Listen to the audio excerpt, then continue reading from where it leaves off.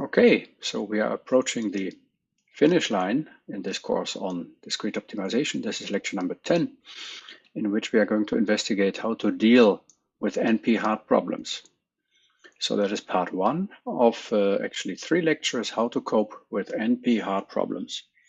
And in order to answer that question, we are also going to have a look into the notion of strong and weak NP hardness. So let me start right away by defining the knapsack problem formally. Some of you may have heard about the problem. So in the knapsack problem, we have a knapsack which has a total, say, weight capacity big W. And we have n items which we would like to pack into the knapsack.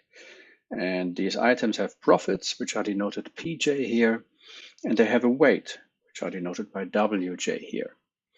And the optimization problem is to find a subset S of items with total weight not more than the weight capacity of the knapsack, because otherwise, say, the knapsack will break. And we want to pack the items with a maximal total profit. Okay. First theorem on this lecture. So this knapsack problem is an NP-hard problem. We can see that by a very simple reduction from the NP-hard partition problem. So let's see how that works. Remember the partition problem. In the partition problem, we are given a set of items or numbers A1 up to AN. The total sum of these numbers is an even number. So let's say that is equal to 2A. And the question is, does there exist a subset of these numbers that add up to half of it? So then, because the total sum is 2A, they should add up to A. I claimed that the knapsack problem is NP-hard because there exists a polynomial time reduction from the partition problem. And this is how we define this reduction. So we define an instance of the knapsack problem for any given instance of the partition problem in the following simple way. The items for the knapsack are going to be the numbers, essentially. So the weight of these items is going to be the number. The profit of these items is going to be the same number, AI. And the total weight or the capacity of the knapsack is going to be half the sum of all the numbers. So that's equal to A. And for defining the corresponding decision problem, does there exist a solution of value K? This K is also defined to be this number A. And now it's very easy to see that there exists a subset of the items, subset S, with total weight at most W, which is actually equal to A, and total profit at least K, which is also equal to A, if and only if we had a yes instance of the partition problem. Because if the total weight has to be at most W, that means that the sum of these numbers must be at most A. The total profit at least K means that the sum of the corresponding numbers must be at least A. So at most A, at least A is equal to A. So that means we must have had a yes instance of the partition problem. And that is if and only if. Okay, so that is the simple polynomial time reduction to show NP hardness of the knapsack problem. Well, okay, but the NP hardness of the knapsack problem doesn't mean that I don't want to solve the problem anymore. So let's see how we can solve the knapsack problem even though being an NP hard problem. And what I explain here on this slide is essentially a reduction of the knapsack problem to a longest path problem in a directed acyclic graph. And I'm using this little example instance to illustrate that. So we have a knapsack of capacity 4.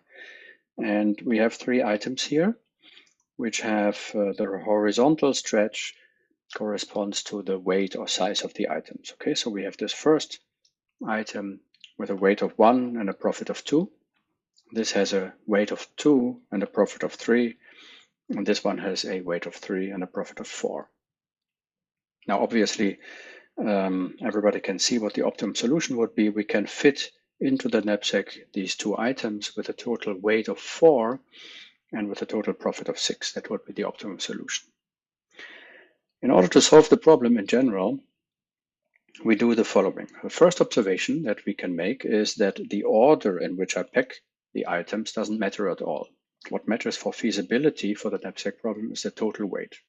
So without loss of generality, we can say that we are packing the items in the order 1, 2, 3, and so on, and then we either accept or reject an item. Now I built a directed acyclic graph, and I explain the construction as follows. So this graph has a source node and a target node, and it has these layers vertically, which correspond to the total weight packed. Okay, and it has these horizontal layers, which corresponds to the 3 items that we have. Okay, so we have total weight of the knapsacks, or the capacity of the knapsack 4, and we have 3 items. And I introduce now edges into this graph that will correspond to feasible packings in the following way. Well, at the end, I would like to have that any ST path corresponds to a feasible packing, and any feasible packing can be found back as an ST path, and that is achieved in the following way. So let's, for instance, consider the packing of only item number 1. That would be a path from S to T, which only hits the first layer that corresponds to item number 1. Okay, so the idea is as follows. It uses up 1 unit of the capacity of the knapsack. So therefore, this edge that goes into the layer goes on the horizontal direction across 1 unit. So I'm using up 1 unit. That is what I'm using up here. And then these green dummy edges would correspond to leaving 3 units of spare capacity and then going back to the target node. Okay. So suppose I want to pack items number 1 and 2. That would mean I have to enter the first layer. And I also would like to include the second item. So that would be found back, for instance, as this ST path. Because item number 2 actually has a size of 2, this corresponding edge here stretches in the horizontal direction by 2 units. Okay, and likewise this one. Actually, the green edges kind of correspond to the spare capacity that is present. So this path would really represent the packing of first item number 1, then item number 2, and then leaving the top piece of the knapsack free, whereas this path would essentially correspond to the same packing, where I first pack item number 1, then I leave a little bit free of the knapsack, namely this one, and then I pack item number 2. So in terms of solution, that corresponds to the same solution, only that kind of the spare capacity is distributed differently. That doesn't matter. So the fact that all the items can be, without loss of generality, packed in the order 1, 2, 3 translates into the fact that all the edges go from left to right and from top to bottom. Okay, so let's see how we can pack items 1 and 3 into the knapsack. That would be corresponding to this path, which goes into the first layer and then immediately goes into the third layer and then to the target node. It hits or touches the first layer of item number 1 and the third layer of item number 3, and that would be the corresponding packing of items 1 and 3 together. And now notice that, for instance, the construction does not allow a packing of items 2 and 3 together, which is also infeasible. So if I go into the second layer, there is no edge going into the third layer, and that is achieved exactly by construction of the whole graph. So I would have to have, after these 2 units of used capacity, I would have to go here, but that layer doesn't exist in the construction anymore in the diagraph, because we stop at layer 4 of these vertical layers, which corresponds to the capacity of the knapsack. Now, I hope that I have convinced you that this construction makes sure that any packing can be found back as an ST path in this directed graph, and any ST path corresponds to a feasible packing. So that is by construction of the graph. But of course, we not only have the feasibility of packings, we also want to maximize profit. And for that, we also label the edges. And namely, we label the edges ingoing into these 3 layers that correspond to the items. So the first layer only has one ingoing edge from S, that is this one, and that one has a label P1. So that corresponds to the fact that when we select item number 1 into the knapsack, we are collecting profit P1 for it. And all the ingoing edges for label number 2, for example, they are labeled with P2 because we are then collecting the corresponding profit P2. So the topology of this network makes sure that any ST path corresponds to a feasible solution and vice versa. And the labels or lengths of these edges will correspond to the total value of the solution. So the total length of a path here, so for instance, this one would be collecting profit 2 and profit 1 and profit 2 respectively. So the total length of the path is exactly the total value of the items that I collected. So I hope the construction was clear. Let me just quickly summarize what we did. So any ST path in this graph traverses rows of this graph, and that corresponds to taking the corresponding items into the knapsack. And by definition of the graph, by definition of the topology of the graph, all the items on such a path fit into the knapsack, so it corresponds to a feasible solution. So this is what I already said. There is no loss of generality in assuming that the items appear in the knapsack in this order. So that altogether means that all the feasible packings are represented as ST paths in this graph. As I already said, the length of the path corresponds to the total value of the items that I collected, that can be feasibly packed, and hence that means the longest ST path in this diagram corresponds to an optimal solution of the knapsack problem. So all we need is a longest path computation in this directed acyclic graph G. And if you now remember one of the first exercises, I think it was exercise set 2, exercise number 4, computation of longest and shortest paths in directed acyclic graphs was even possible in linear time in the size of the graph. Okay, so let me remind you how we can do that, just in case you have forgotten. So I define this problem shortest path in directed acyclic graph, and actually computation of longest paths works exactly the same way. So we are given a digraph, non-negative edge lengths, and want to compute shortest or longest paths in this digraph. And the first thing to do is, because the graph is acyclic, we can order the nodes of the graph in topological order. So, okay, that is what we have to do first. So we have to bring all the nodes of the graph in the topological order. What was that? Well, that means if I order the nodes, say, or put the nodes on a line here, on a horizontal line, then all the edges go from left to right. And then shortest or longest path computation was a very simple dynamic programming algorithm, which just goes over this topological order from left to right as well, right? So how do I get this topological order? That is also quite simple. So I start by defining S to be all the nodes in the graph which have in degree 0, and notice that in an acyclic graph, such nodes must exist. So this is a non-empty set. Okay, and L will be the ordered set of nodes of the graph, so the topological sort of the nodes of the graph. It's initially empty, and as long as the set S of nodes with in degree 0 is non-empty, I remove any of the nodes which have in degree 0, and I also remove all the outgoing edges of the graph from V to W.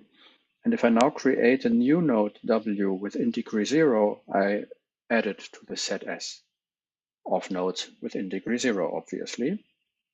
And I'm now processing a node V here. And after I have removed all the outgoing edges, I put this node V at the end of the list. Okay, so this is a simple linear time algorithm to compute the top sort of the nodes of the graph. Oops, this is what I didn't want to do, top sort of the nodes of the graph.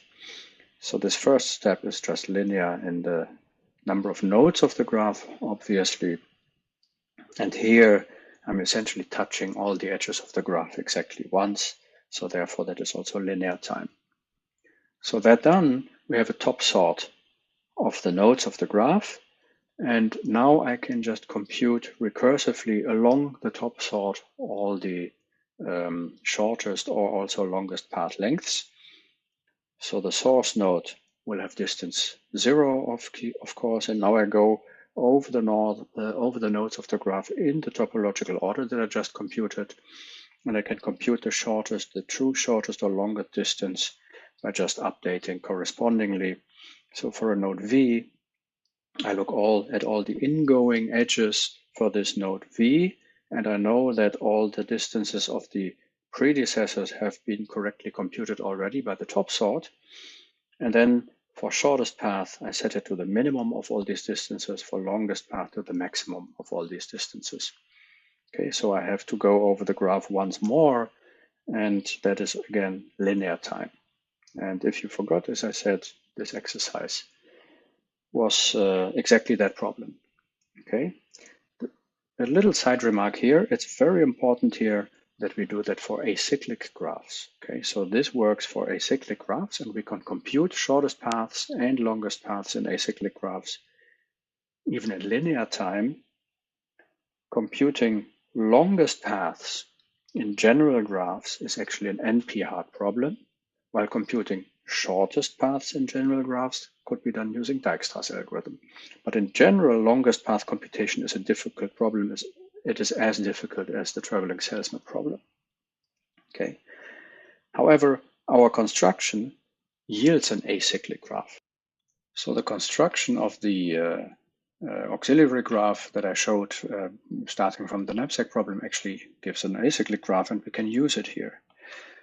But this now seems to bring us to the following strange situation. So I argued on the very first slide that the knapsack problem is an NP-hard problem. I also convinced you once more that the shortest or longest path computation in directed acyclic graphs can be done in linear time, so in particular in polynomial time. So I've shown this reduction of any instance of the knapsack problem to an instance of longest path computation in directed acyclic graphs. So this was an NP-hard problem. This was a problem that can be solved in polynomial time. So that means, by the definition of problem reductions, we can solve also the knapsack problem in polynomial time, right? So we can conclude that P must be equal to NP and hopefully claim the $1 million from the Clay Mathematics Institute. So this is not very likely, because this construction was not so complicated after all.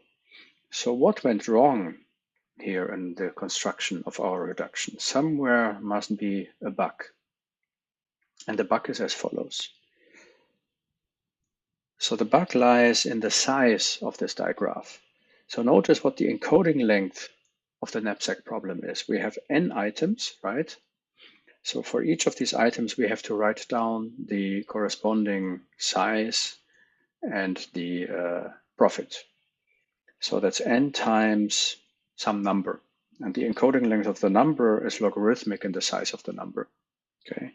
So num of I is now the size of the largest number that appears in the whole input. So that would be the maximum among the numbers, capacity of the knapsack, n, the number of items, pj, the profits, and wj, the sizes or weights of the items. So that's the maximal number that appears in the input. Okay. Now remember how we constructed this diagraph. We built this diagraph in terms of layers, where the last layer was labeled W, the size of the knapsack. Okay. So that means by construction, in general, we have a diagraph which has W many layers, in general at least. Okay, there are some pathological cases where this is not the case, but this is also not the difficult cases of the knapsack problem.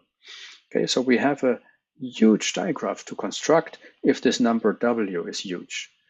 So that is the problem. So the size of our diagraph results to be not polynomially bounded in the input size of the problem. Okay, so the input size of the problem also needs to write down the capacity of the knapsack, but in order to write down that number, that only takes me logarithmic many bits in terms of the size of the number. okay? So that means that our whole reduction phi that correctly reduces the knapsack problem to the longest path computation problem, that is not a polynomial time reduction. And that is why we don't deserve the $1 million, at least not yet. Okay, so as a very concrete example, assume that the knapsack size is 2 to the n, just to make it very concrete here. And well, it's not too crazy maybe to assume that the total, all the weights of the items, all the sizes are at most the size of the knapsack, and also the profits are upper bounded, such that this W is really the largest number that appears in the instance. So n is the number of items, 2 to the n is the size of the knapsack, capacity of the knapsack. So what is the encoding length of the knapsack problem? Well, asymptotically, that is n times log of W at most, right? So that is n times log of W. W was 2 to the n. That is actually n, so that makes an encoding length of n squared to write down the knapsack problem. But of course, our graph will, in general, have size 2 to the n, which is exponential in the input size of the problem, right? And therefore, our longest path computation also takes that much time. It was a linear time algorithm on the graph, but the graph is simply too large. Okay, so that is the bug. The reduction was not a polynomial time reduction. But nevertheless, we have solved the knapsack problem in a reasonable way, right? So if, for instance, this size of the knapsack is not too large, that is a very valid algorithm to solve the knapsack problem.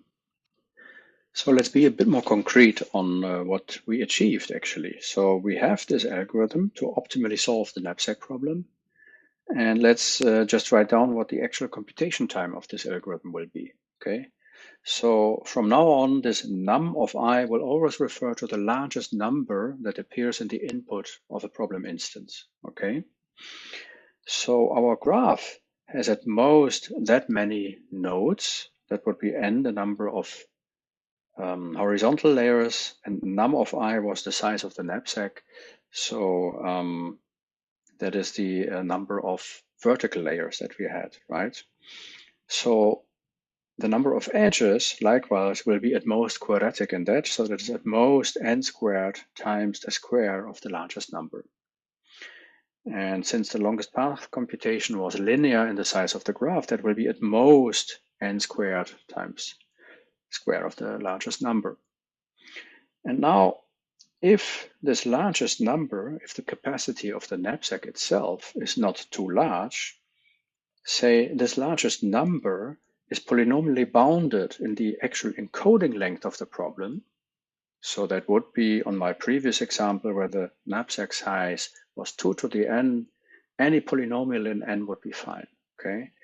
So this computation time here will be a polynomial computation time in n, the number of items, which is fine if this number is small, if this number is polynomially bounded, okay? So in other words, the knapsack problem cannot be NP-hard anymore if it does not contain large numbers.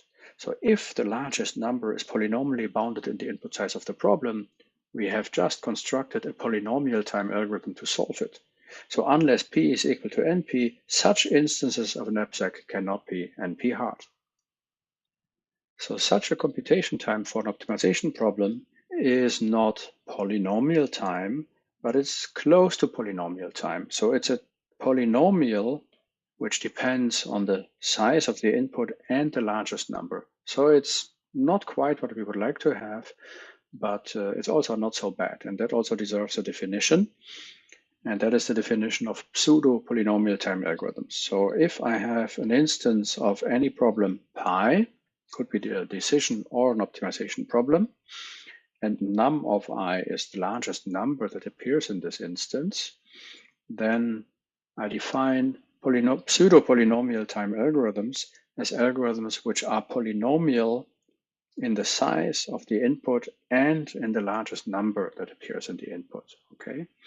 So it's a pseudo-polynomial time algorithm for that problem if it computes the correct answer, yes or no, or the optimum solution for that instance, for any instance, in a computation time bounded not only in the size, input size of the problem, but also in the largest number.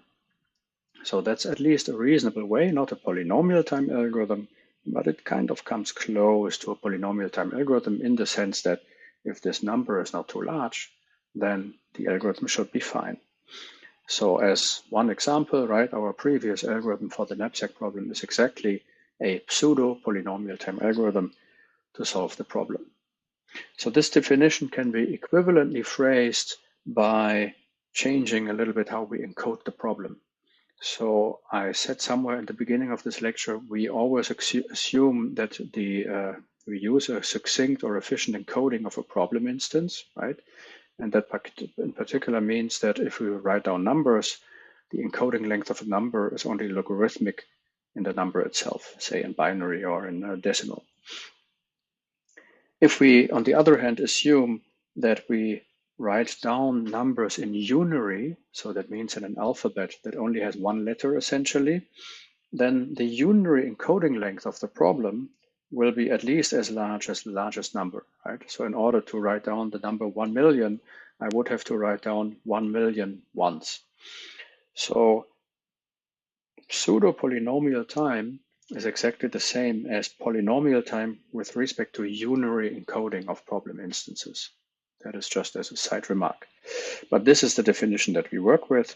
So an algorithm that is polynomial in the size of the instance and in the largest number. Not too bad after all. Okay, so we have this nice algorithm, for instance, for the knapsack problem, right? A pseudo-polynomial time algorithm. Not too bad. But could it be that any NP problem has such an algorithm? And the answer is no. So there is problems which do not even have pseudo-polynomial time algorithms. And that leads us to one more definition, and that is strongly NP-complete problems. Okay, so the idea is as follows. I take all instances, so pi is a problem, like the knapsack problem. And as usual, this denotes the encoding length, the efficient encoding length, say binary encoding length of the problem instance. Okay, so then I define this restricted problem, which I denote by pi f for some function f, that is all the instances with a restriction that the largest number can be upper bounded in terms of the encoding length of the problem. So, and if this f is a polynomial function, that will mean that the largest number that appears in the instance is polynomially bounded in the original, in the succinct encoding length of the problem.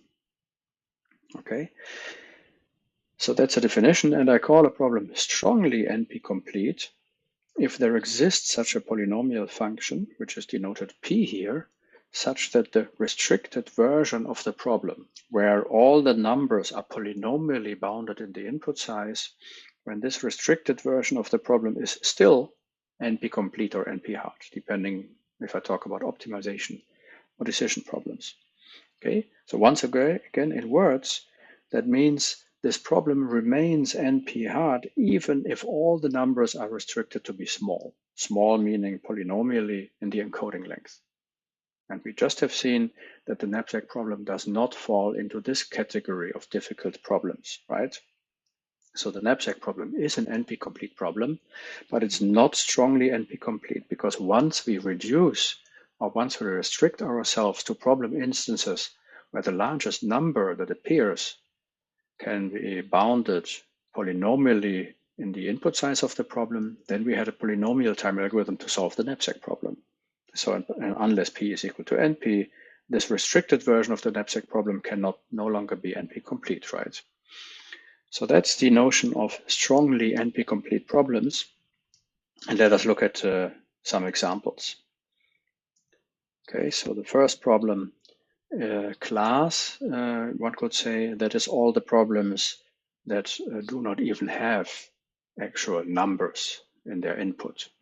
Okay, so for instance, the clique problem. The clique problem is just defined on a graph, which has a certain number of nodes and a certain number of edges. So the encoding length of the clique problem will be at least the size of the graph, right? And the largest number that appears, assuming that we have a connected graph, will be m, the number of edges of the graph. So here we don't even have numbers. We have no weights or lengths on the edges, nothing. Okay. So that means if I define a restricted version, which I called here for the sake of the argument, I called it click P here for a trivial identity function P of x equal to x, then this restricted version is still NP hard or NP complete, okay? Because the largest number, the restriction that the largest number is upper bounded by the size of the instance, that is true for any instance of the click problem. So the restricted version is just the same as the general click problem, and we proved it's NP hard, right? So click is indeed a strongly NP-complete problem. Large numbers simply do not appear in the instance. And the same is true for problems like vertex cover, existence of a Hamiltonian cycle in a graph, the satisfiability problem. So that's all problems where we don't even have numbers. So on the contrary, problems where we do have numbers, that would be, to give two examples, the partition problem, that was just a list of n numbers, and the knapsack problem, where we had profits and sizes of items and the knapsack size. So this is a first set of problems here, problems that do not even have numbers, which are essentially immediately strongly NP hard by definition of the problem. Okay. There is another class of problems where the NP hardness proof does not really depend on the presence of large numbers. So problems that do involve or do have numbers in their description, but the hardness does not depend on it. Let me give one example, and that would be one of the homework exercises actually. So this is again problems for which the NP completeness does not depend on the presence of large numbers. So these problems do involve numbers, but they are still hard even if these numbers are small. That's unlike the knapsack problem, right? So integer programming is such a problem. So here in special form, 0, 1 integer programming feasibility in order to have a decision problem. So the problem is we have a set of linear inequalities and we ask, does there exist a feasible 0, 1 solution to the set of linear inequalities? Okay. Now, in principle, this is a problem that involves numbers in this constraint matrix A and in this right-hand side B, right? And these numbers could also be potentially very, very large. So, but in the homework exercises, I actually ask you to prove NP hardness of this 0, 1 integer programming feasibility problem, okay? Even NP completeness. And if you do it correctly, you can, as a real man or woman, immediately reduce the satisfiability problem to it.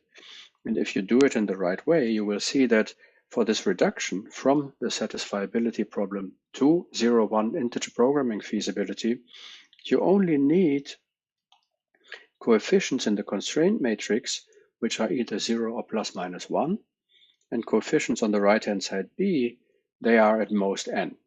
Even at most n minus 1. Okay, so for this NP hardness reduction, it seems we do not really need large numbers. Okay, I will later upload also the corresponding proof as a video because I anyhow recorded it already. But for the moment, this is one of the homework exercises. In any case, what you show in this homework exercise is the following. Even a restricted version of 0, 1 integer programming feasibility, where all the coefficients in the constraint matrix on the right-hand side are at most n, some upper bound, that version is still an NP hard problem. It's still NP complete. Okay, and now if I want to argue more formally, that means if I define a restricted version of integer programming feasibility, with this little index P here, which is all the problem instances of integer programming feasibility with the additional property that the largest number is upper bounded by this polynomial function P of x being equal to x, so it can just take the identity here, then this restricted version is still an NP complete problem. So because for the NP hardness reduction, we didn't even have to define large coefficients neither in the matrix nor on the right-hand side. Okay, so the reason why this version is still NP complete is because in the reduction, we actually had it that the largest number that appeared, that was on the right-hand side, was at most n, and that is certainly upper bounded by the encoding length of the problem, because n is the number of variables of the problem. So even this suffices for the reduction from satisfiability to 0-1 integer programming, and hence this is a problem class which is still NP complete. Okay, so that is one example showing that there is problems that do involve numbers, but where the hardness of these problems does not depend on the presence of large numbers in the instance. Okay, and that exactly is the proof that integer programming or 0-1 integer programming feasibility is a strongly NP complete problem. Okay, so we have seen two possible examples of NP complete problems which are strongly NP complete, namely those that do not even involve numbers. They are by definition strongly NP complete, and those where large numbers are not necessary in order to come up with a hardness proof. And so that puts these problems aside from the problems that we talked about earlier, in particular, for example, the knapsack problem. Because remember, in the knapsack problem, something like this is not possible, right? In the knapsack problem, when I bound and restricted the largest number to be something polynomial, then the problem became polynomially solvable. Here, for integer programming feasibility, this is not the case.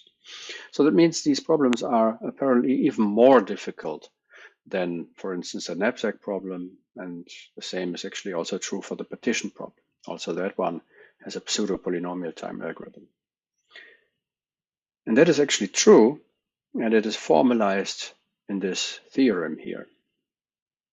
Indeed, if I have a strongly NP-complete problem or strongly NP-hard decision problem, it cannot have a pseudo-polynomial time algorithm unless P is equal to NP. And the proof is now just plugging all the definitions together in the right way. So let's assume we have this problem pi, which has a pseudo-polynomial time algorithm A. Then we know that computation time, A's computation time, can be polynomially bounded in the original input size of the problem and the largest number. But the problem pi is assumed to be strongly NP-hard too, right? So pi is strongly NP-hard, hence there exists some polynomial function p such that the restricted problem pi p is also or still NP-hard. And pi p were those problems where the largest number is polynomially bounded in the input size of the problem. Now, for all instances of this restricted problem class pi p, what is the computation time of the algorithm A? Let's just have a look. So for all instances of pi p, the computation time of this algorithm A, which was a pseudo polynomial time algorithm, that's a polynomial in the input size of the problem and the largest number. But we are talking about instances of pi p. So the restricted version with small numbers, so the largest number is also polynomially bounded in the input size of the problem. So this whole thing is hence a polynomial in the input size of the problem, right? And that gives us the contradiction. So we now have that the computation time of A was a polynomial in the encoding length of the problem and some other polynomial of the encoding length of the problem, hence polynomial in total in the encoding length of the problem. But we are talking about pi p here, and this restricted version was still NP-hard, and we have a polynomial time algorithm for it, so that can only be if p equals NP. So as a summary, we have given a kind of fine-grained interpretation of NP-hard problems in this first part of the lecture, namely a distinction between those problems for which we can at least achieve pseudo-polynomial time algorithms and those problems for which this is not possible unless P is equal to NP. So weakly NP-hard problems and strongly NP-hard problems. But remember, both problems or all problems are still NP-hard, so cannot have a polynomial time algorithm, not even the partition problem. So the next part is going to be about approximation algorithms. So no matter if your problem is weakly or strongly NP-hard, we still would like to compute good solutions for those problems. All right, so what do we do if our favorite problem turns out to be NP-hard or even strongly NP-hard. Okay, so what are the algorithmic choices, the basic algorithmic choices, if this is the case? And the first thing is this: maybe your problem is so important, or the solution to your problem, that you go for exact algorithms. So that means either branch and bound or cutting planes or some other variants. And that means that the solution quality will be the best possible. You compute the optimal solution, but at the expense of a computation time which may be exponential in the worst case. So it may explode. And in the worst case, and we see that very often in practice, the computation time is so long that you cannot simply wait for the optimal solution. So that is one thing. And a lot of work can go into that. Another version or another option that you have is all these classes and versions of heuristics and local search algorithms like simulated annealing, taboo search, genetic algorithms, and so on and so on. There's a whole zoo of local search frameworks in order to compute solutions generally for non-convex optimization problems. So for those algorithms, the solution quality is hopefully good, and a lot depends on the algorithm engineering, and the computation time is hopefully fast, right?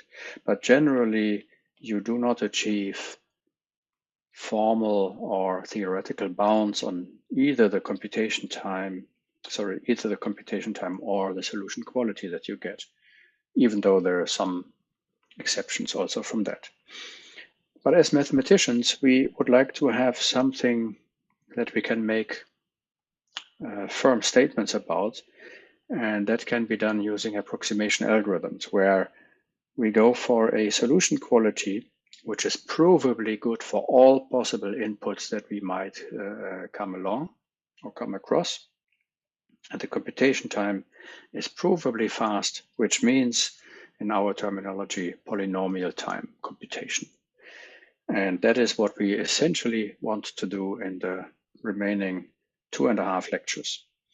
Okay, so maybe a short remark on exact algorithms and branch and bounds in between.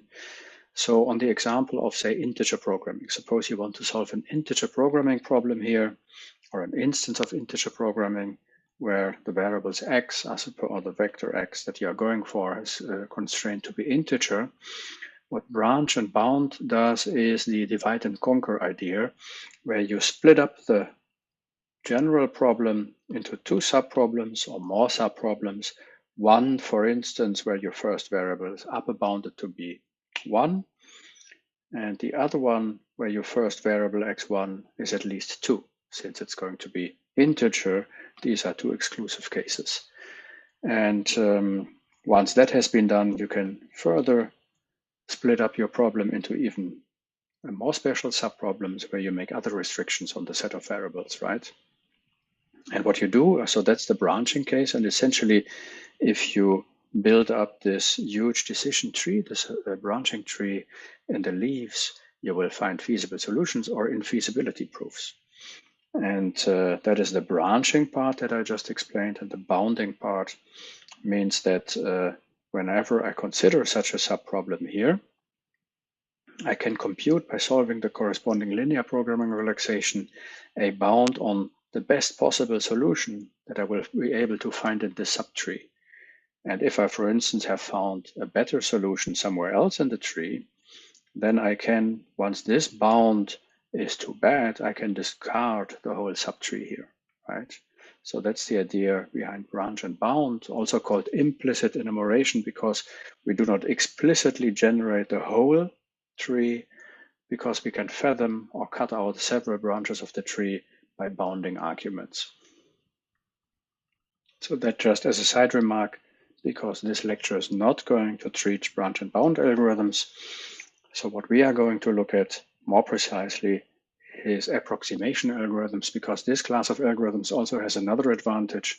By going for something of which we can prove solution quality and prove computation time, we build up also a lot of understanding about the core of a problem and its specifics.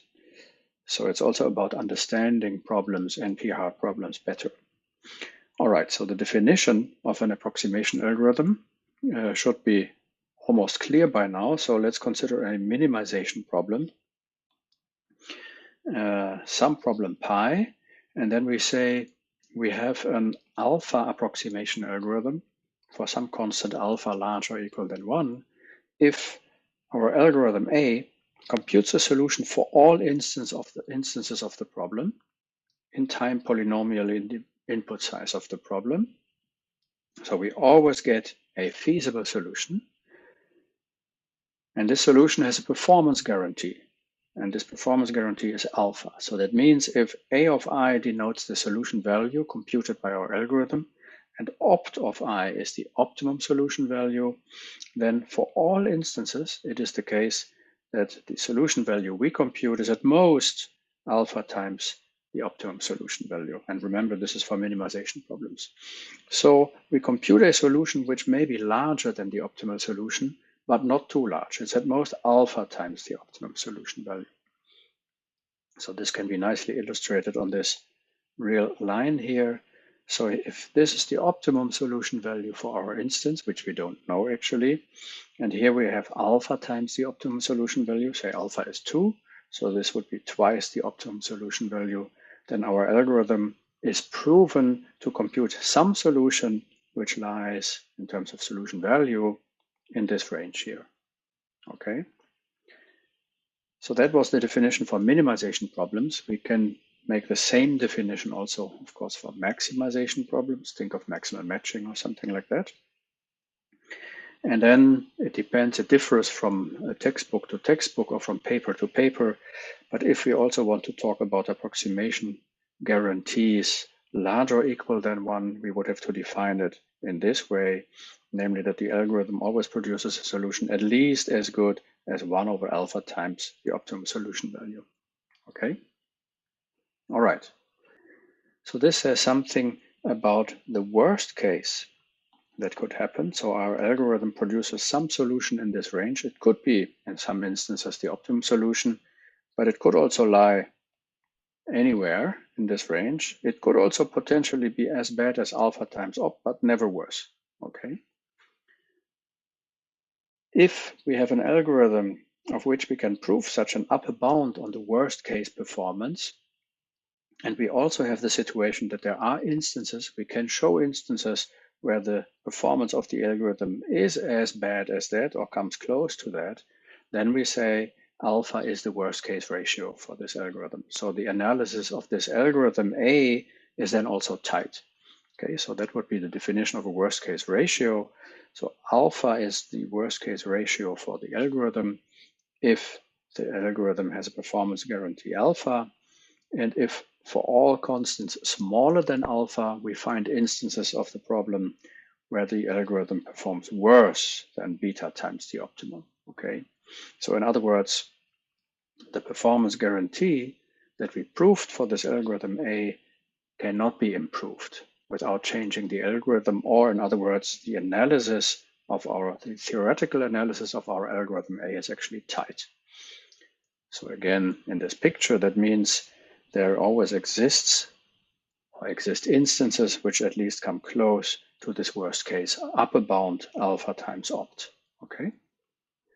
So let's see what we can do in terms of approximation algorithms for one of the problems of which we at least know it's a strongly NP-hard problem, and that is the vertex cover problem. All right, so let's define and have a look at the vertex cover problem. So that is a problem which is defined on an undirected graph G, and we are to find a subset of the nodes C. C is going to be a cover subset of the nodes that covers all the edges of the graph. Okay, so for all the edges in the graph, it must be the case that at least one of the two endpoints has been selected into C. Okay, so the intersection of any edge with the selected vertices of the graph is non-empty. And we want to find a vertex cover of minimal cardinality. This is a strongly NP-hard problem. I mean, if it's an NP-hard problem, it's immediately strongly NP-hard since it doesn't involve any numbers, right? For the hardness proof, I refer you to the lecture notes or mention that there is a not too complicated reduction from the clique problem, but it's not going to be treated now.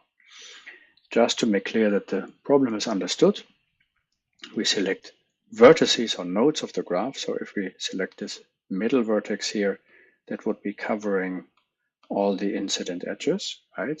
And we want to find a vertex cover of minimal cardinality such that all the edges are covered. So here would be such a vertex cover. I'm not 100% sure if it's a minimal vertex cover. I ask you to verify that, but at least it's a vertex cover because whichever edge I pick here, it's at least incident to one of the blue selected vertices of the graph. Sometimes two, like on this example, but at least one. Okay. So now it comes to the question, how do we define, or what would be a reasonable algorithm for the vertex cover problem? And one of the things is clear. If I go back to the instance, if I have a vertex of high degree, it immediately covers a lot of edges. So that seems to be good. So maybe we should select such vertices and then just iterate that procedure. And that would be a greedy algorithm, which makes total sense, right? So we start with an empty vertex cover. And as long as there is edges that need to be covered, so edges that are still left in the graph, then I pick a vertex with maximum degree, one of them, if there are several. Okay. So this, So that would be a vertex of maximal degree, meaning that is covering the maximum number of edges, and I include that in my vertex cover. And after I've done that, I eliminate that vertex V and I eliminate all the incident edges from the graph. And as long as there are still edges left, I just iterate the procedure. So that means by definition, the algorithm will certainly return a vertex cover because we just iterate as long as there is anything uncovered. Okay. What about the computation time? So since this algorithm has to pick vertices of maximum degree, I probably have to sort the vertices according to degree and then pick the maximum one. And then I have to kick out vertices and incident edges. So certainly the computation time can be upper bounded by the order by n squared, where n is the number of vertices of the graph. So we are already fulfilling one of the necessities for an approximation algorithm, namely we always compute a feasible solution. We always compute a vertex cover and we do so in time polynomial in the input size of the problem. Okay, so what can we say about the performance of this greedy algorithm? Okay, so let's look at a first example for this algorithm. It's maybe a bit artificially constructed, but nevertheless, so we have here 5 independent matching edges actually. And then this bottom layer or this middle layer is connected to a bottom layer of 3 vertices by a complete bipartite graph down here. And when we look at this graph, we can already observe 2 things. First of all, it should be clear that the optimal vertex cover has size 5, right? If we just pick this middle layer B here. But unfortunately, all the vertices down here have degree 5, whereas all the vertices here have only degree 4. So the greedy algorithm is actually forced to first pick, say, this vertex, and then this one, and then this one. And that means it will be left with 5 independent edges, of which the algorithm still has to pick one incident vertex, one for each. So that means the greedy algorithm will compute a cover including this bottom layer of vertices, C, and say the middle layer, or at least one of the vertices for each of these 5 matching edges, and that will have or give me a vertex cover of size 8, whereas the optimum solution was the middle layer and only had size 5. So we already see there is an instance, or there is instances where the algorithm does not compute the optimal solution. But okay, we could still hope for a performance guarantee, say, of 2. But unfortunately, we can extend this example a little bit further and a little bit more complicated. So now we have a bottom layer C, which contains even more vertices, more than these 6 independent matching edges. And again, or now it's the case that all this vertex here has degree 6, which is actually the same as the degree of this vertex here. And unfortunately, we cannot tell which one the algorithm will pick, right? So it may happen that the greedy algorithm picks this vertex first. And then after that, this one will have degree 5, and so has this one, and so on. So you already see what is happening. It may happen that the greedy algorithm again picks the whole bottom layer C, and then it still has to pick 5 more vertices to cover these 6 more vertices to cover these 6 matching edges.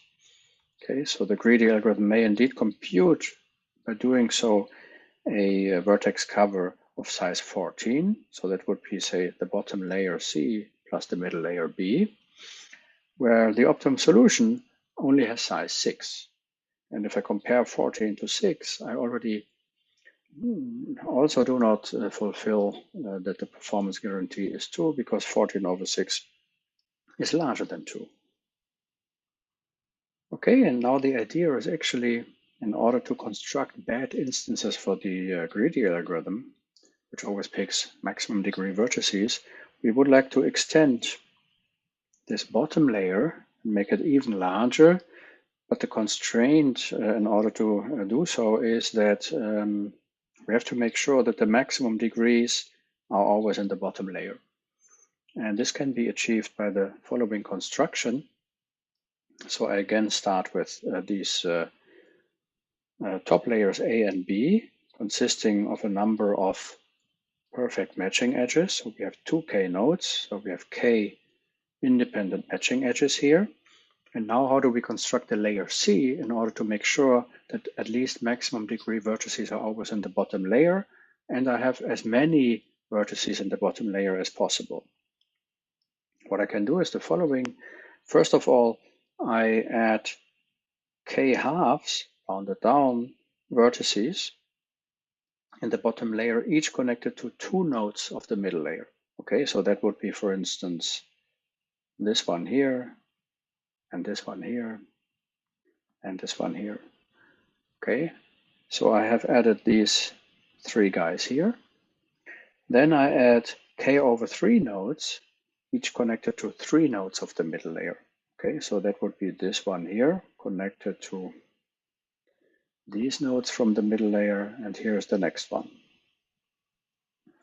And notice that I round down such that the construction is always feasible. And just iterate this procedure until at the very end, I add one final node to the bottom layer, which is connected to the whole middle layer B. And now I claim that this construction makes sure that there is always a maximum degree vertex in the bottom layer, and also having a maximum number of vertices in the bottom layer at the same time.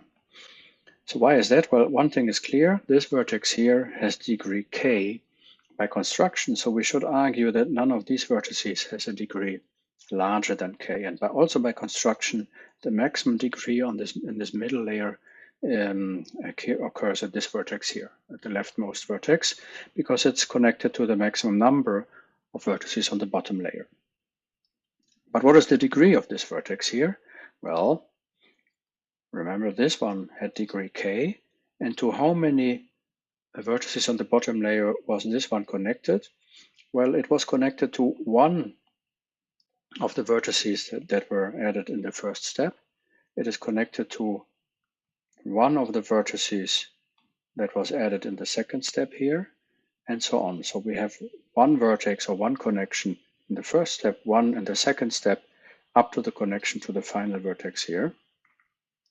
And up to the connection with this vertex here, plus one more edge to connect to A up here. And that is k. That is exactly at most k, right? So that means the degree of all these vertices in the middle layer is at most k. And unfortunately for our algorithm, that means that our algorithm might pick this bottom vertex first. So that means, and that iterates, right? Once we have removed this one here, this one is also still a vertex of maximum degree, and then this one, and this one, and so on. So that means indeed that our algorithm might pick a vertex cover containing the whole bottom layer C, and then still has to pick at least one endpoint of these matching edges up there. So we will have computed a vertex cover of size K for the matching edges here, and then the whole bottom layer, how many vertices do I have here? Well, that is K over 2 vertices, K over 3 vertices, and so on, up to 1. Okay, and now I would like to rewrite this summation here a bit more conveniently. And in order to do that, if you have a closer look, you see that we have K minus 1 terms here, and we have this additional plus K. And that actually means this is larger or equal than K over 2 plus K over 3 plus and so on plus K over K, right? Because I can distribute actually this K over all these K minus 1 terms. And now if I just take out a K from all these terms, I see that this inequality is true here. Okay, so this K times 1/2 plus 1/3 up to, and so on up to 1 over K. And there is two things that we should now observe. Well, first of all, this summation here is nothing but the kth harmonic number. Remember that the kth harmonic number is 1 plus 1/2 plus 1/3 up to 1 over K. The only thing that is missing is the 1, the first term. So this is exactly the kth harmonic number minus 1. So the whole thing here is equal to K times the kth harmonic number minus 1. All right. On the other hand, this K here is already the size of the optimum vertex cover, right? We know that the optimum solution for this example instance is equal to K. So what we have computed, and we know that this factor is essentially the kth harmonic number. So we will have computed a vertex cover which is much, much larger than the optimum vertex cover because this bottom layer contains so many vertices. So indeed, if we let K go to infinity, so K is a parameter here in the instance construction, right? That's the number of independent matching edges that we start with. Then the vertex cover that the greedy algorithm may compute could contain many more vertices than necessary and could be off the optimum solution essentially by a factor log K. So in particular, that means this greedy algorithm is not a constant factor approximation algorithm for the vertex cover problem. So that's bad news, but at least what I want to prove in the remaining few minutes of this lecture is that worse than that is actually also not possible.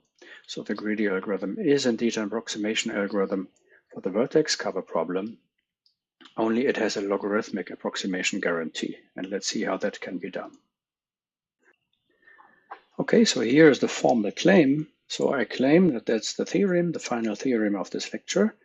The greedy algorithm for the vertex cover problem, just defined, is indeed an HM approximation algorithm, where M is the number of edges in this graph, and HM is the mth harmonic number. So let's see how we can prove that. Okay, so say in some iteration K, we pick a vertex VK. And remember, at any time we pick a vertex of maximum degree in the remaining graph. So this vertex actually covers a number of edges, and that is depending on the current degree, which is denoted by L of VK here, which is at most the original degree of that vertex VK. Okay. Now what we do is we do the following trick in order to express the objective function value achieved by the greedy algorithm. We're going to charge the cost of picking a vertex. So this picking a vertex is an additional +1 for the objective function value, one vertex more. And we're going to distribute this +1 over the edges that we are covering in this iteration. So each of these edges gets charged a cost E, the edges that we are currently covering, and that is exactly the inverse of the current degree of that vertex. So just a little example to make that clear. So we are in iteration vk here, k, where we are picking vertex vk in our vertex cover, and that is apparently currently a vertex of maximum degree. And this vertex is incident, say, with 3 yet uncovered edges. It could have one edge also incident to it, which is already covered. And then we are distributing this +1 that we incur in the objective function value by including this vertex in our vertex cover. We are distributing the cost over the 3 edges here.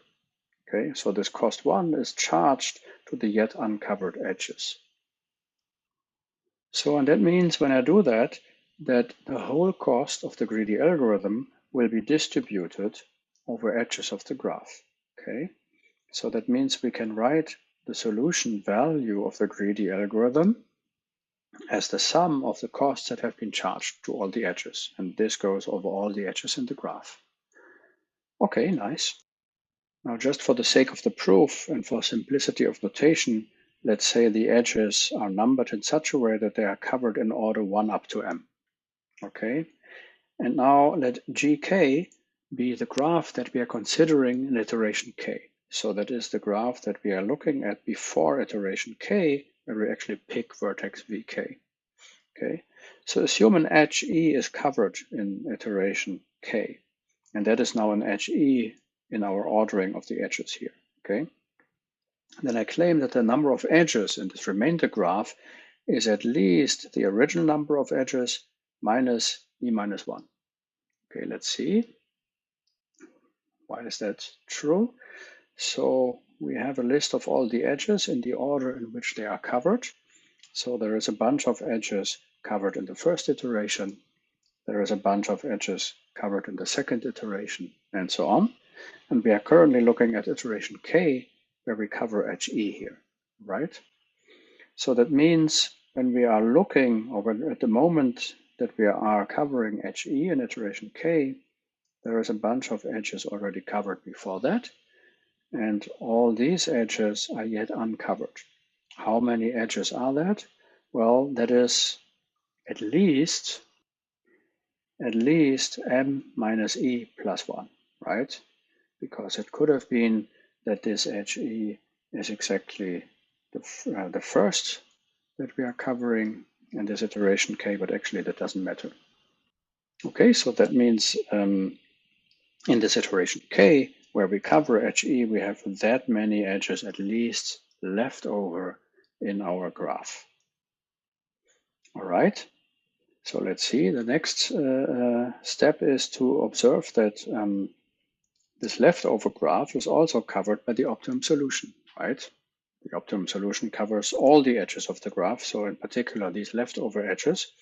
How many vertices does the optimum solution use to cover these edges? Well, we don't know exactly, but it's certainly enough to have opt many vertices, right? So the whole set of vertices that are part of the optimum solution are certainly sufficient to cover these leftover edges. Also here, let's look at an illustration of that. So in a previous iteration, we maybe have selected this vertex in the bottom right here, covering these blue edges in the picture, and we are currently covering, say, this red edge here in this figure. So the leftover graph that we are currently considering is the whole graph minus the blue stuff, okay? So the claim that I just made is essentially a trivial claim. The optimum solution, of course, also covers the leftover graph. So everything that you see here in this picture minus the blue edges. And it does so with at most opt many vertices. And in this case, that is these 5 vertices here. Okay, so that's the whole optimum solution. So there's certainly sufficient to cover also the leftover graph because it covers the whole graph. But that means when we are covering this edge E here in this iteration that we are currently considering, In the leftover graph, there must at least exist a vertex with remaining degree at least m minus e plus 1 over size of the optimum solution. So in the case of this example here, 16 edges would be yet uncovered. 5 is the size of the optimum solution. So the claim is that in the remainder graph, we must have a vertex of this degree, which should be at least 3.2, so 16 over 5. Right, so this is indeed true because here we still, for example, have this vertex of degree 4. Suppose otherwise, suppose this will not be the case, well, since every vertex can at most cover as many edges as the current degree of that vertex, so if this was strictly smaller for all the leftover vertices, then each vertex in the leftover graph would have a small degree, but then the optimum solution also couldn't cover all the remaining edges that are yet to be covered, right?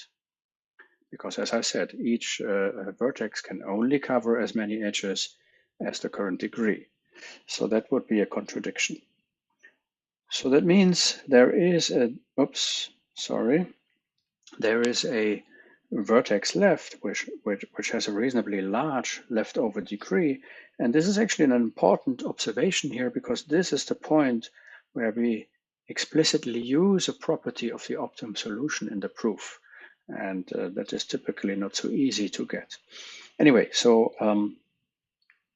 that means that the greedy algorithm picks a vertex of degree minimum that, and that means in that iteration it charges at most the inverse of this current degree.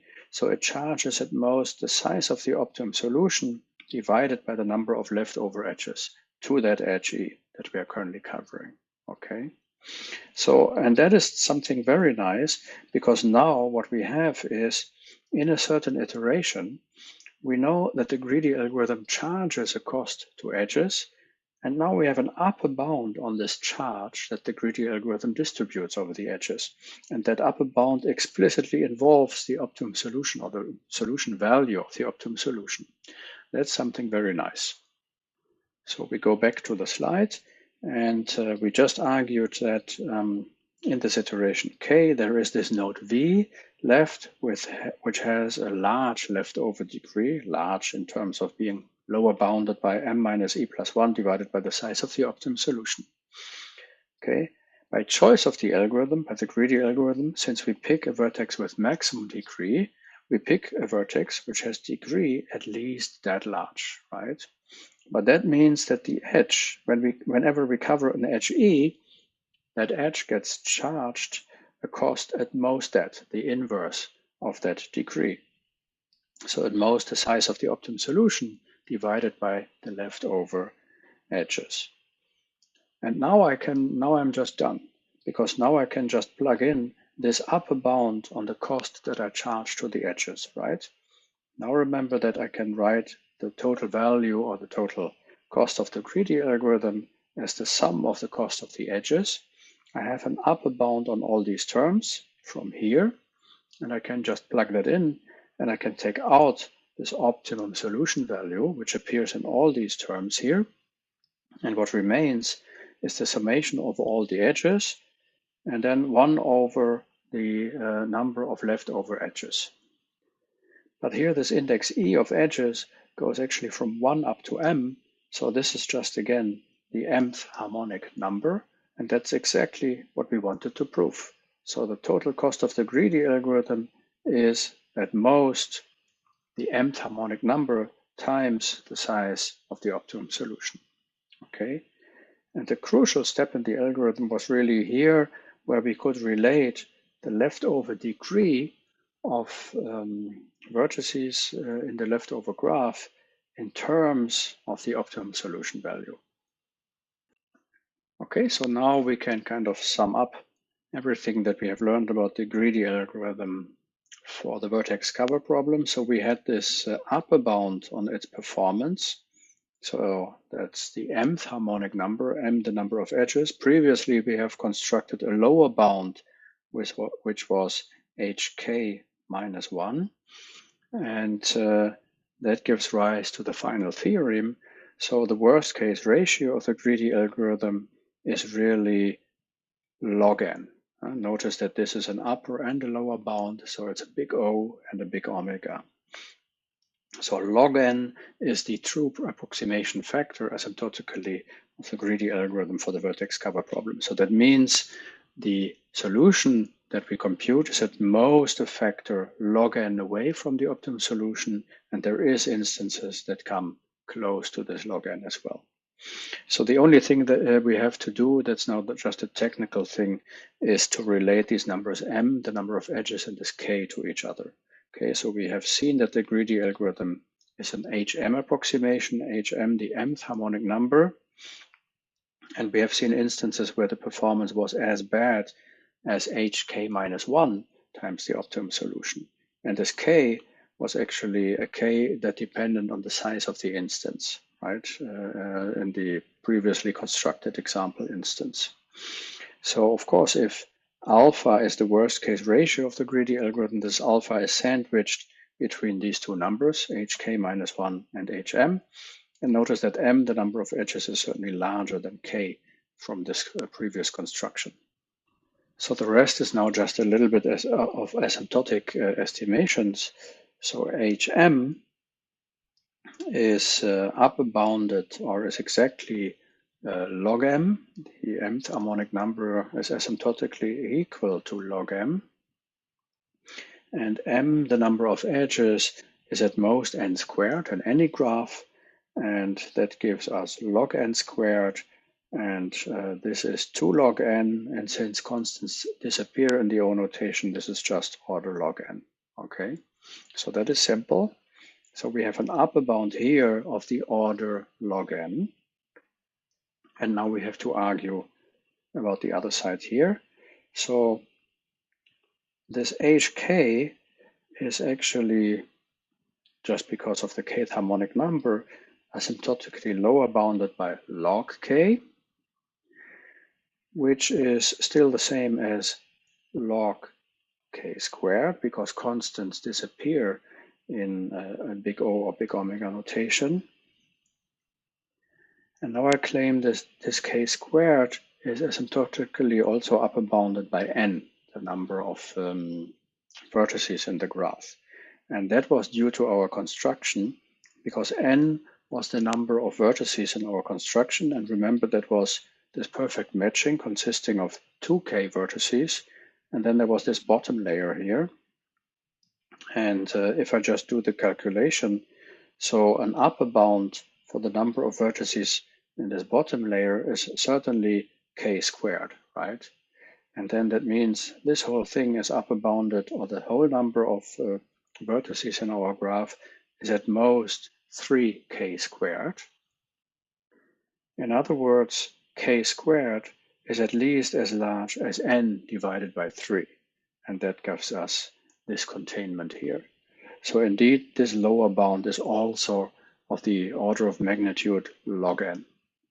And indeed, log n is the true approximation factor for the greedy algorithm for the vertex cover problem. So that was quite a lot of work to achieve an approximation ratio which is not that convincing, since it's not even constant. It's only logarithmic in number, or in the number of vertices of the graph.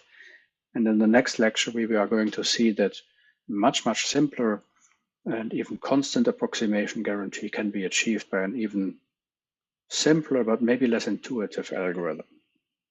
Okay, so that's going to be for the next lecture. But nevertheless, I want to say that going through this analysis is not unimportant, because it had this special point in the proof where we were relating properties of the algorithm to the optimum solution.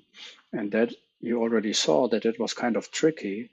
And therefore, in general, we will have to resort to other techniques in order to get that done, in order to avoid so much complication.